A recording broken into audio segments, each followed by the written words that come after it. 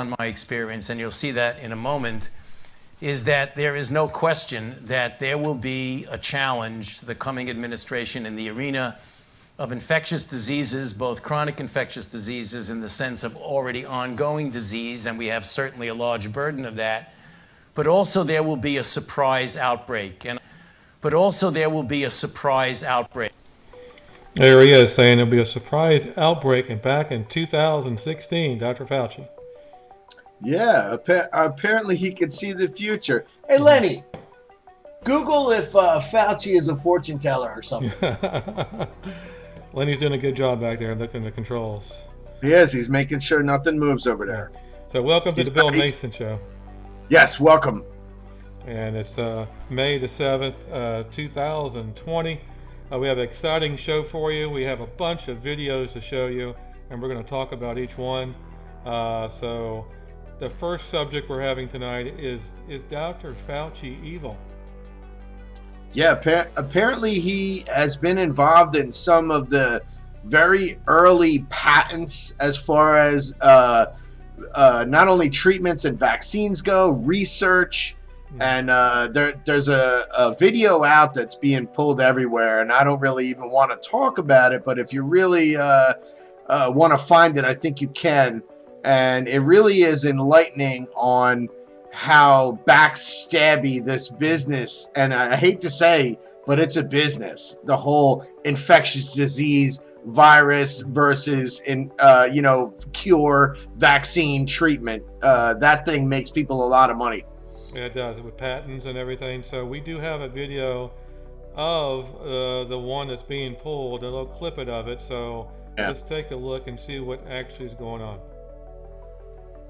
We don't stop this now, we can not only forget our republic and our freedom, but we can forget humanity, because we'll be killed by this agenda.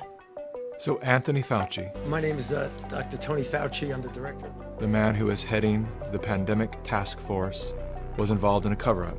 He directed the cover-up.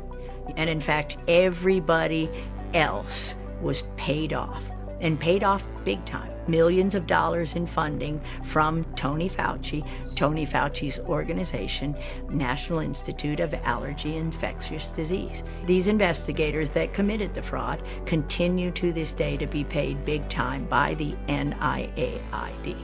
And the whole world is listening to his advice for how to handle this current pandemic. How do we know that what he's saying is what we need to be learning? What he's saying is absolute propaganda, and the same kind of propaganda that he's perpetrated to kill millions since 1984. We know from this study quite clearly that there will be a delay in progression significantly greater than for individuals who do not take the drug. It started really when I was 25 years old. I was part of the team that isolated HIV from the saliva and blood of the patients from France, where Luc Montagnier had originally isolated the virus. This was a confirmatory study, but Tony Fauci and Robert Gallo were working together then to spin the story in a different way. At that time, Dr. Rossetti was out of town, and Tony Fauci says, we understand that you have a paper in press, and we want a copy of it. And I said, yes, there's a paper in press, and it's confidential, and no, I will not give you a copy of it. He started screaming at me, then he said, give us the paper right now, or you'll be fired for insubordination. And I just said, I'm sure when Dr. Rossetti gets back, you can have the conversation. And so Frank comes back, several weeks later, and is really bullied into giving.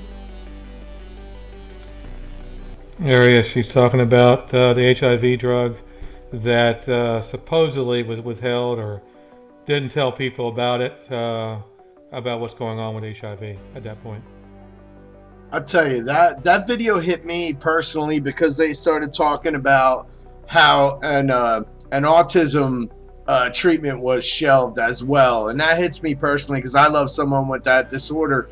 And it just makes me think that there are people that really are cashing in on every aspect of cures versus sickness, that there really is no Hippocratic oath where, doctors and scientists now are looking out for the betterment of mankind. It's just about cashing in.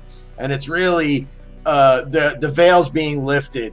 And I really am unsure of what direction that the American people are going to go when it comes to trusting these people after this. If this really comes out and more evidence is shown, are the American people going to even trust people from these divisions, the NIAAH and the NIH and then the WHO and the CDC and I mean all the alphabet letter organizations that come out and tell you exactly what to do with yourself.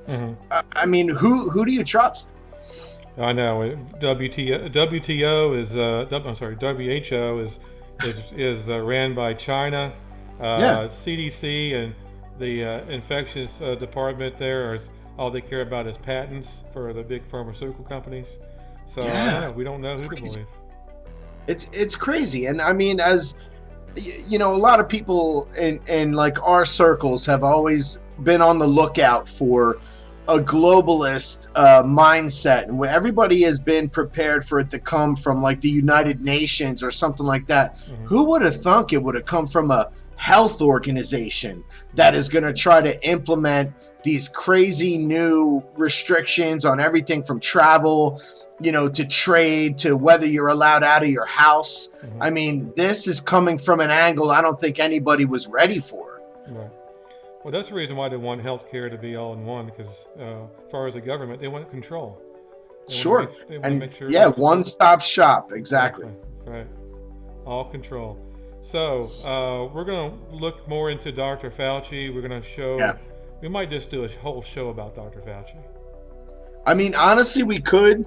The things that have come to light recently are probably the most eye-opening.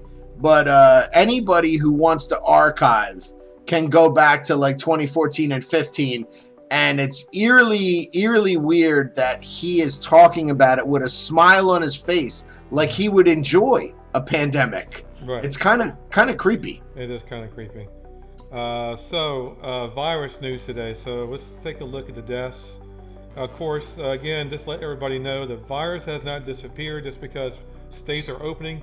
The virus is not gone. Yeah. And so we have, again, today, over 2,000 people dead. 76,000 people total died of the virus. And UK is far behind with 30,000. Right. But they're creeping up. So let's take a look at the states. The states, New York is number one again, 409 today.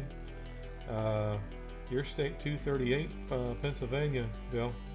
Yeah, I know it. And they're actually testing more and more.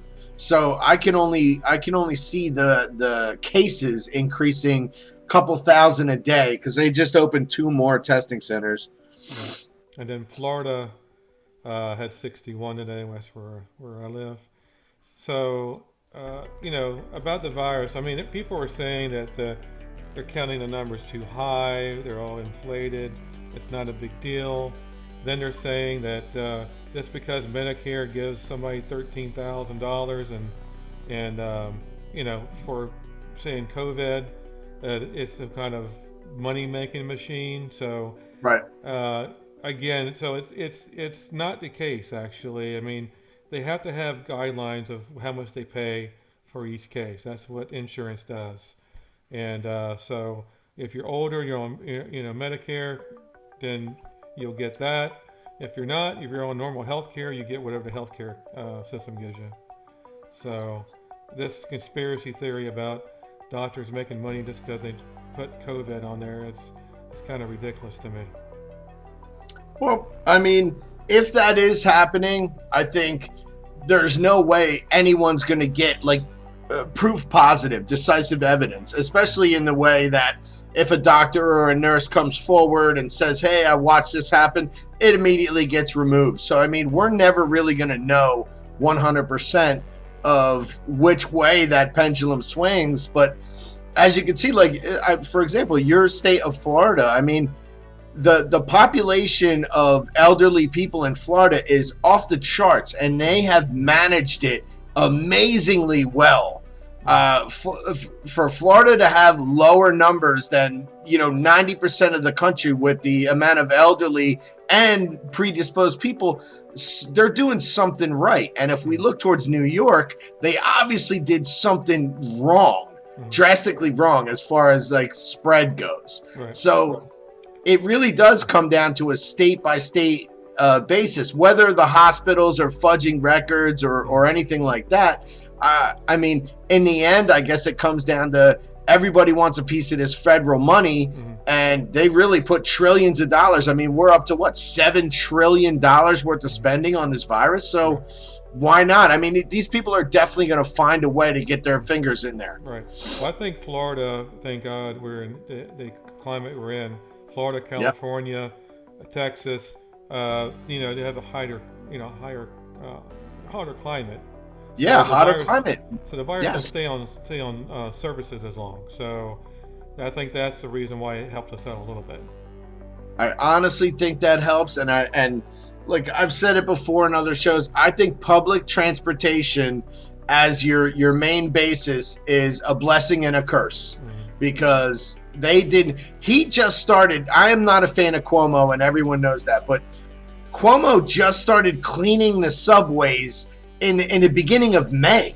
I mean, it was not a priority for them to clean the subways, and people were still using them every single day to get to and from wherever they were going, even the essential workers.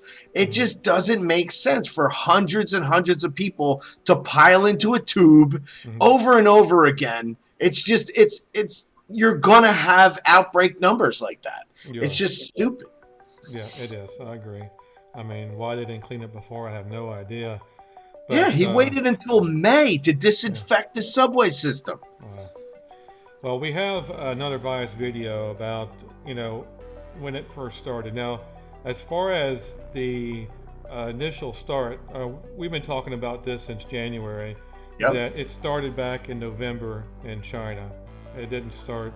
Now, supposedly it did go somewhere around the world too, maybe, in October and December. So we have a video about that. Let's take a look. Okay. British scientists believe the coronavirus spread around the world last year, sometime between October and December. The conclusions come from a genetic study of samples from more than 7,000 people who'd been infected.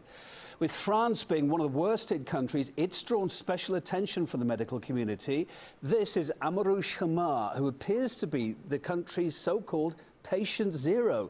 He was diagnosed with the coronavirus a month before first official cases were registered in France. He talked us through his story. Around December 20th, I got a dry cough, and sometime later a fever. My temperature rose to over 40 Celsius. My wife told me to call an ambulance. In winter, I usually do fall ill with flu, but this time it was different. I was taken to the nearest hospital. The medics told me, "You'll have to be put on a ventilator." That was because I could hardly breathe. I had been coughing up blood, and my chest was aching as if I had been stabbed with a knife. While I was in hospital, I couldn't walk or sit up straight. I was lying down all the time. I was given a CT scan. They took me from the intensive care unit to the radiology department 3 or 4 times because they couldn't understand anything. They told me, "There is nothing on your x-rays. Nothing." The doctor said, "I can't discharge you while you are coughing up blood." On the 4th day after I started treatment, I asked if I could leave the hospital. The doctor warned that if something went wrong, I would have to return. At home, I kept taking medicine for coughing. 10 days later, I only had a light cough. They told me, "You must have had a serious lung infection." Back in December, nobody had heard of COVID-19. In China, it all began around mid-January. I learned I had coronavirus only 10 days after I left the hospital. In France, the outbreak started at the beginning of March, and I caught the virus in December. To me, it's unbelievable. 2 months apart. The doctor called me and said, "Mr. Amar, you were lucky." That's true, because today, this virus has spread everywhere. There it is. So I'm sure it spread long before, December, because the first cases in China happened in November. Yeah, not and December or January. the implications of that, they tried to hide it and did everything they could to keep it to themselves. I mean, it's almost to the point where now it's obvious to everyone that's not Chinese government. Even the Chinese people are like, okay, you can probably admit it now. I mean, the problem is that the people that have had it, I think that wave. I mean, we had talked about this pre-show. I was sick in January. I thought I had it. I felt like crap. I had a bad cough. Right. I may have had it. No one would test me at the time, but I feel now I've been out in it, working in it daily.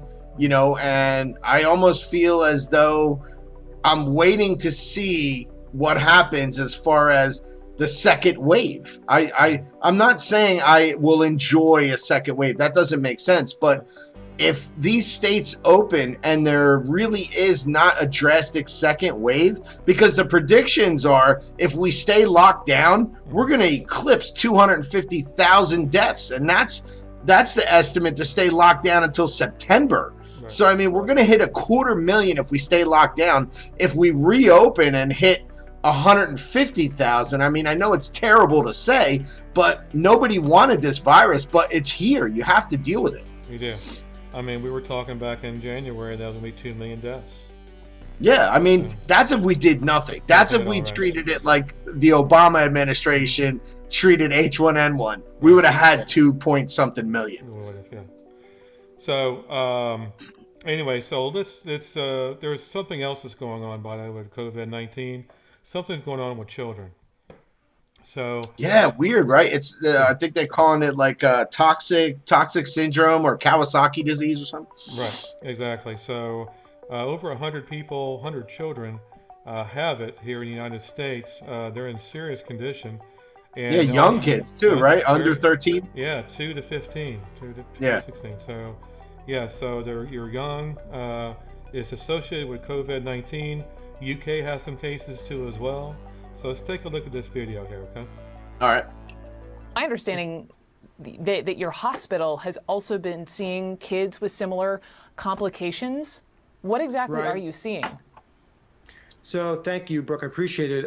We have been seeing a fair number of children with signs and symptoms consistent with a common pediatric diagnosis known as Kawasaki disease.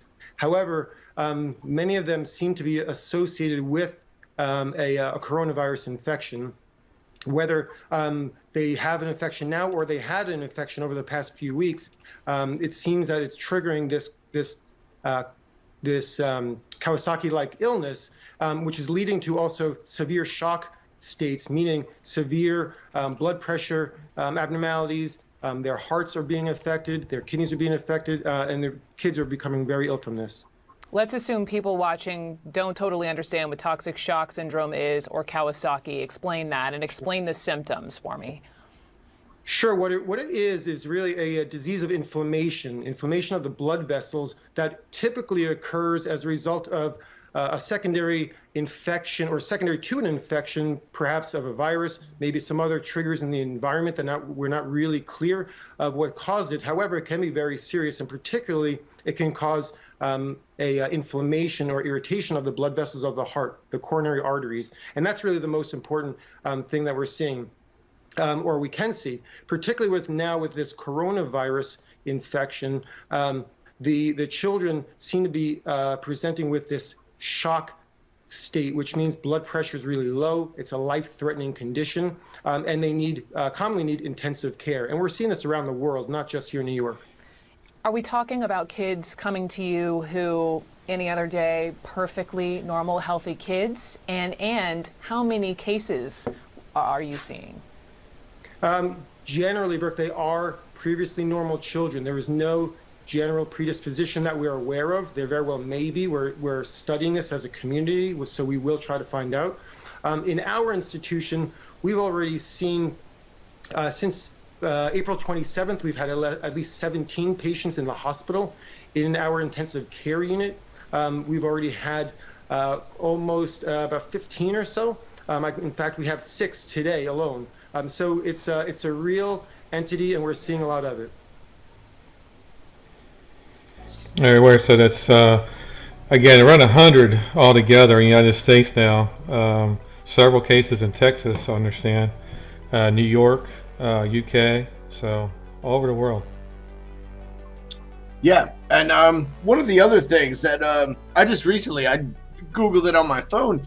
The lockdown is affecting people's diet, okay? So people have stockpilable food, and they're eating starch and carbs like crazy. And one of the inflammatory diseases that is fueled by diets like these is Kawasaki disease. So, I mean, I'm not saying it's not COVID related, but there are always these other things that can happen. So if you stored up macaroni and cheese and you ate nothing but macaroni and cheese for 3 weeks, you'd probably develop some sort of, immuno response. Your body does not like the same food over and over again. Now, I'm not saying that this disease is nothing to worry about, but we're seeing ancillary effects of not only the lockdown. People's diets are changing. People are drinking less water and more soda, and people are doing all kinds of things that they normally wouldn't do because they're kind of trapped in the house. And I kind of want to see summer come and people get out and about and kids start running around again outside and see what happens. Yeah, so hopefully it's nothing major, but so far it looks like it's not a good thing. Yeah, it's never good when kids get sick like that. I mean, no. So we'll keep an eye on that here in the Bill Mason Show. Yeah. See what's going on. So let's move on to General Flynn. Oh man, yes. Thank you. I mean, I was pulling for this a long time ago. I was really hoping that this would come to justice, and it's not really justice because they just dropped the charges, but I think with the charges dropped, it might lead to something a little bit more where Flynn can now speak openly about some things, and that might bring charges to other people that deserve it. Yes. So General Flynn's charges was dropped today. Yes. So let's take a look. We're going to roll back history here. We're going to see how it all started. We're going to talk about the Flynn-Obama issue. We're going to talk about how Flynn was trapped in the Spygate. So let's take a look at everything, okay? All right. Retired Lieutenant General Michael Flynn served as director of the Defense Intelligence Agency under President Obama from 2012 to 2014. Before that, he served as director of intelligence at United States Central Command, or CENTCOM, which oversees the Middle East. Great to see you, General. Thank you for being here. Thanks for having me. So you were there. You know what President Obama saw every day from 2011 to 2014. You tell us what was said about ISIS. Yeah, so let me just start by saying that intelligence doesn't start and stop at Central Command. There are 16 intelligence agencies. There's 5 large ones, and there's 2 that provide what we... There we go. So we lost that video for some reason. So just get a little bit what was going to happen there. Him and Obama had a little tiff. So you go ahead and tell the story there, Bill. Well, it all started with Flynn's intel that he would bring back to the Obama administration that said that ISIS was really a growing, formidable force to be reckoned with, and it was, in his words, extremist Muslim terrorists. And Obama took objection to the word Muslim, and he was like, are you kidding me? That's what they are. Like, it's his estimates were 155,000 Muslim extremists that are concentrated into a 100-mile area. He said it's literally a powder keg. It's super dangerous, and all they are doing is gathering momentum, and it needs to be stopped. The Obama administration was like, wait a minute, did you say Muslim? You know what I mean? So it was like the minute that the Muslim thing, and if we want to rewind back to 2014 and 2015, this country had a few shootings, mass shootings that were done by Islamic extremists, and the same thing happened. The Obama administration came out and extinguished it and said, you can't say that they're a Muslim because, we can't talk about that. No. That's when General Flynn started saying, wait a minute, are your interest in the American future, or are you trying to defend Islamic radicalists? Which one are you doing? So Flynn started to break with the Obama administration, and that didn't sit well with them. He wasn't on board with the Iran deal. I'll tell you right now, that was the other thing that snapped. So, I mean, they had it out for Flynn, and when he became literally part of the Trump team, that's when they turned on the fire. And that's when it was like, we got to get him out of here. One, he knows too much. And two, he will help Trump literally diffuse this whole situation. Well, Obama so they turned it. Flynn.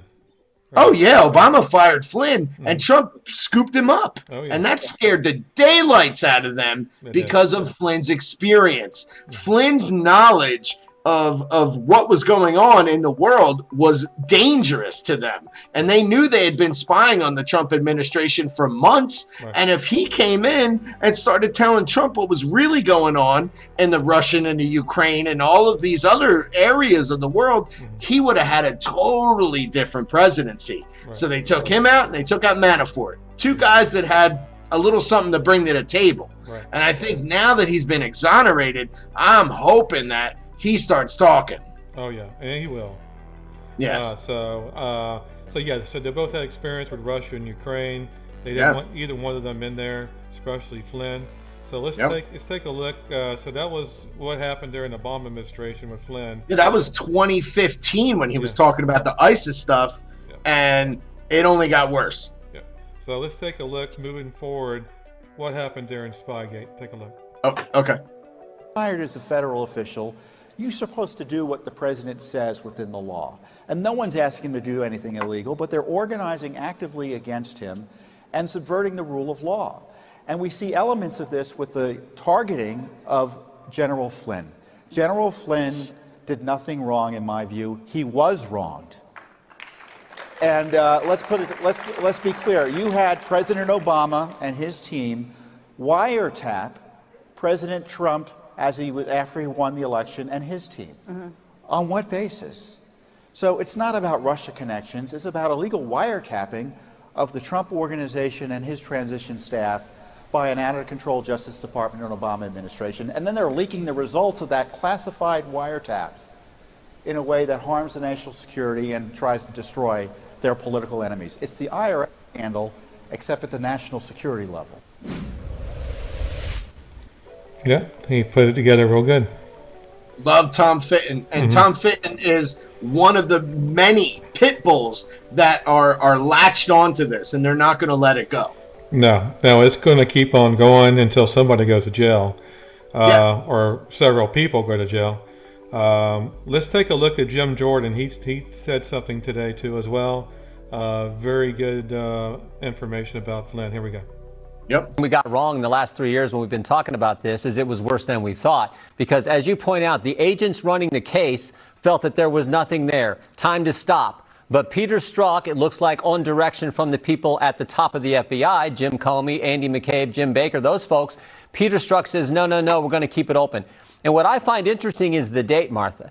January 4th, 2017. Because the day before that, Chuck Schumer is on the Rachel Maddow show. And Chuck Schumer responds to something President Trump had said. President Trump had said, the FBI is spying on me. Chuck Schumer says on the Rachel Maddow show, the day before Peter Strzok sends that text message, Chuck Schumer says, when you mess with the intelligence community, they have 6 ways from Sunday at getting back at you. This is one of those ways, it looks like to me. And you view it in context, that's how bad this whole thing was. Yes, it was very bad. It was probably the worst thing ever happened in American history. Yeah, and it's a stain on American politics, and it's very weird to watch Democrats defend every move against Flynn when it's really a flimsy, crappy case. There's nothing there, just like there was nothing on Trump. And it kind of shows you the real true side of the Democrats, where they are willing to just keep lying. They'll start a lie and keep it going. They will never back down. It doesn't matter how much evidence to the contrary gets produced. They will not stop repeating the lie. And that's something, that's like a Saul Alinsky-esque thing. The truth is only the truth until you beat it down. I mean, they do something wrong and then they spin it and say, the Republicans did it wrong. And that's the craziest part of this, is that everything that they accused Trump of about colluding with foreign powers and all that stuff, that's exactly what they were doing. Exactly. So they needed someone to pin it on. And the craziest thing is, everybody who saw like what was actually going on in the administration, they went after him immediately. I mean, you know, it starts way back with the FISA abuse. The abusing the FISA court was like step one of all this. Right. And the people involved in that should go to jail. Right. I mean, this is so many levels of corruption that people are going to lose faith in the government if they don't send these people to jail. Right. They have to put these people in handcuffs, or else the American people, the taxpayers, are going to say, you don't enforce the laws when it happens to them. Right. So you got to do something. Right. Barr, I hope, is the guy that does something. I hope so too. Just like on National Treasure, the movie, like they told Ben, somebody's got to go to jail. Somebody has to go to jail. This is a crime, not only against the U.S. Constitution, but against the American people, for them trying to usurp an elected president that, you know, guess what? You could say popular vote versus electoral college all you want. He's still, that's how they did it. He is the elected president, and they tried to, it's a soft coup. Right. And they are all guilty, and they need to go to jail. Right. And the popular vote, the reason why we don't popular vote, it's called a republic, which means states have powers. Yes. And so it's not mob rule where New York and California votes for the president only. No, you want great examples of popular vote? The Salem witch trials. Yeah, I mean, you want to get a bunch of people in the room to pick somebody to go down and get burned. Yeah, that's how you do it. Popular vote. I mean, this is nonsense. This country has never been run like this. I've never seen the media take such a hold on all branches of government. They have a hold on the representatives. They have a hold on the judicial branch. They have a hold on the executive branch, and they don't deserve it. It's awful. It is awful. Well, we have Trump talking about Flynn today too, as well. Let's take a look. See what he said. All right. And it's a disgrace. The Obama administration, Justice Department, was a disgrace, and they got caught. They got caught. Very dishonest people. But much more than this, it's treason. It's treason. So I'm very happy for General Flynn. He was a great warrior, and he still is a great warrior. Now, in my book, he's an even greater warrior. What happened to him should never happen again. And what happened to this presidency, to go through all of that and still do more than any president has ever done in the first 3 years, is pretty amazing when you think of it, with what we've done with regulations and tax cuts and There we go. So he's happy that General Flynn is out. So I am too. I know you are. And oh yeah. So I can't wait till we see him talk. You know what's going on. Of course, he will never be back in the administration. Unfortunately, I don't think that's going to happen. But hopefully he'll be out there. I don't think he has to get an administrative role, but just taking the binds off of him. So like, they had his son, literally, they were dangling his son at like a 25-year sentence. The reason he pled guilty to those charges of not registering as a foreign dignitary or something like that, I forget the exact wording. They dangled his son 25 years in jail. He said, you know what, I'll take the heat, whatever. You know what I mean? He actually said, like, I'm an old man, I'll go to jail. I mean, that's what dads do. I would do anything for my kids, and that's why I understand him taking that. And everybody talks about, well, why did he plead guilty? Why did he plead guilty? Because guess what? Dads do that. They'll save their kids if they have to. And that's what he was doing. He was being a dad, because they were playing political games with a guy who knows politics. And he knew that there was enough chess pieces stacked against him. He was in checkmate. He really had to go down until all of those FBI 302s came out, and they went, wow, they really went after this guy with knives. This wasn't like, you know, this was a setup from the get-go. Right. Well, just like John Podesta and his brother. John Podesta was Hillary Clinton's chief of staff. They didn't register being a foreign agent either, but they got immunity from Mueller. immediately. And the same things were going on. The same thing Manafort was involved in. Right. John Podesta's brother was involved in, but no charges. It's so crazy. Oh yeah, they were partners. Yeah, you can make all the laws you want. I heard a guy say this. He had called into a show. He said, you can make all the laws you want. It's if you choose to enforce them only on a certain people, that's when you really start to realize that this is BS. Okay, like for example, Hillary Clinton. Okay, she has gotten away with soup to nuts because they won't enforce the law. She definitely broke the law. They won't enforce the law. And then you look at how they bend the law to the other direction, and you start to lose faith in the republic, and that is dangerous. Super dangerous. Yeah, somebody has to go down for this. Yeah, we can have a few people not go to jail and other people go to jail for the same thing. It doesn't make sense. It doesn't. Exactly. So, I mean, she's still not our president. Nope, and she won't be president. I mean, I know there are rumors about what she's going to do, but I can't see it. I don't know. Biden looks kind of more dementia every day. Oh, he looks absolutely terrible. Yeah, I mean, the less he talks, the better chances he has. Every time he speaks, he loses ground. Yeah, he needs to stop talking. Yep. All right, well, that's the show tonight. I appreciate you watching. So we'll see you on Tuesdays and Thursdays, unless we have an emergency broadcast. I know Bill likes to do those emergency broadcasts. Why are you dressing up like you did on your emergency broadcast? What's going on with that? Well, because I did some research on why certain videos get pulled, and the facts are that if you wear a tie, you are taking 90% more seriously than if you wear a t-shirt. So I threw a tie on because I was feeling really serious about that. Draconian gun laws really get me, and it pissed me off. So yeah, I wanted to be taken seriously. Yeah, go take a look at that video, folks. So it's a very good video. It had a lot of good views, so take a look. It's very informative. So yeah, I'm gonna, and actually there's two more. I may or may not make another one. I don't think we could take up a show with it because it's a lot of little bullet point type stuff, but maybe I'm gonna dive into that because there's two other ones where they're just flat out stealing taxpayer money. It's so obvious and blatant, so stay tuned. All right, I know you do all that research. I know you do a good job on that. So again, hear tomorrow's news today on the Bill Mason Show, and we will see you next time. Yep. Like and subscribe. Thank you.